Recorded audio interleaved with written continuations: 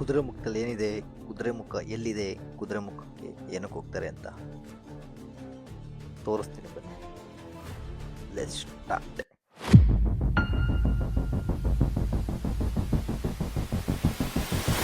Hi ಎಲ್ರಿಗೂ ನಮಸ್ಕಾರ.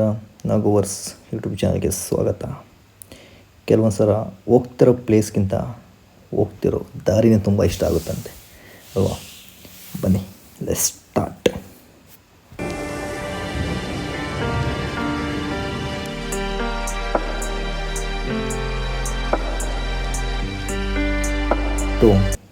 ಅತ್ಯಂತ ಸುಂದರವಾದ ಒಂದು ಪ್ರವಾಸ ಅಂದರೆ ಕುದುರೆಮುಖ ಟ್ರೆಕ್. ಒಂದು ಪರಿಸರ, ಆ ಬೆಟ್ಟಗಳ ನಡುವೆ ಆಗ ತಂಪಾದ ಗಾಳಿ ಪ್ರವಾಸಿಗರನ್ನು ಪ್ರತಿಯೊಬ್ಬರೂ ಮನಸ್ಸು ಕರಗಿಬಿಡುತ್ತೆ. ಆ ರೀತಿ ಇದೆ.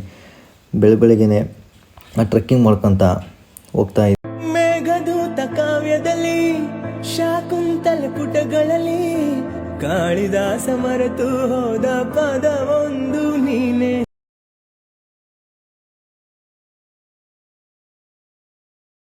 ಮರಗಳ ನಡುವೆ ಬೀಸುವ ಒಂಥರ ತಂಗಾಳಿ ಇರ್ಬೋದು, ನಿಶಬ್ದ ವಾತಾವರಣ. ಹಿಂಗೆ ಟ್ರೆಕ್ಕಿಂಗ್ ಅಂದರೆ ತುಂಬ ಚೆನ್ನಾಗಿ ಅನಿಸುತ್ತೆ. ಎಲ್ಲ ಮುಗಿದ ಮೇಲೆ ಫೈನಲಿ ನಾವು ಮೇಲೆ ಹೋಗ್ತಾ ಟ್ರೆಕ್ಕಿಂಗ್ ಮಾಡ್ಕೊತ ರೀಚ್ ಆಗ್ತಾ ಬಟ್ ಏನೋ ಒಂಥರ ಸುಸ್ತು ಅಂತಲೇ ಅನಿಸಲ್ಲ.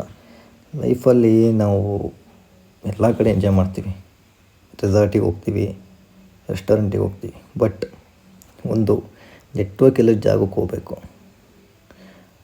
ಪ್ಲೇಸ್ ಹೆಂಗಿರುತ್ತೆ ಅಂದರೆ, ಮೇಲೆ ಹೋಗ್ತಾ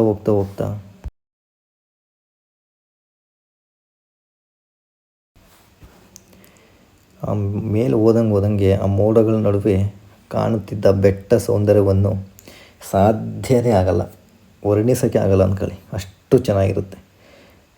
ನಾವು ಬರೀ ಮೊಬೈಲಲ್ಲಿ ನೋಡಿರ್ತೀವಿ, ಬಟ್ ಒಂದು ಸಲ ಕುದುರೆಮುಖಕ್ಕೆ ಹೋಗಿ ಬನ್ನಿ, ಗೊತ್ತಾಗುತ್ತೆ ಅಲ್ಲಿ ಏನು ಅಂತ. ತುಂಬ ಚೆನ್ನಾಗಿದೆ. ಆ ಗಾಳಿ ಬೀಸ್ತಾ ಇರುತ್ತೆ, ತಂಪಾದ ವಾತಾವರಣ, ಜೊತೆಗೆ ಒಂದು ಟೀ ಕೂತ್ಕೊಂಡ್ರೆ ಫ್ರೆಂಡ್ಸ್ ಜೊತೆ ಟೈಮ್ ಹೋಗೋದು ಗೊತ್ತಾಗಲ್ಲ. ಕುದುರೆಮುಖಕ್ಕೆ ನಾವು ಟ್ರೆಕ್ಕಿಂಗ್ ಮಾಡ್ಕೊಂಡ್ರೆ ಕಾಲು ನೋವು ಬಂದಿದ್ದು ಆಗೋದೇ ಇಲ್ಲ, ಅಷ್ಟು ಚೆನ್ನಾಗಿದೆ ವೆದರ್.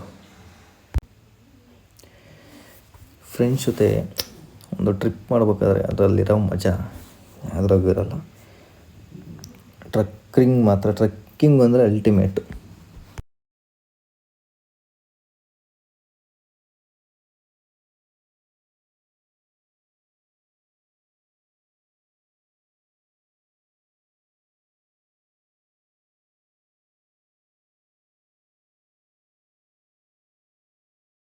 ನಮಗೆ ಎಷ್ಟೇ ಟಯರ್ಡ್ ಆಗಿರಲಿ, ಜೊತೆಗೊಬ್ಬ ಫ್ರೆಂಡ್ಸ್ ಇದ್ದಾನಲ್ಲ, ಜೊತೆ ಕಳೆಯೋ ಸಮಯ ತುಂಬ ಚೆನ್ನಾಗಿರುತ್ತೆ.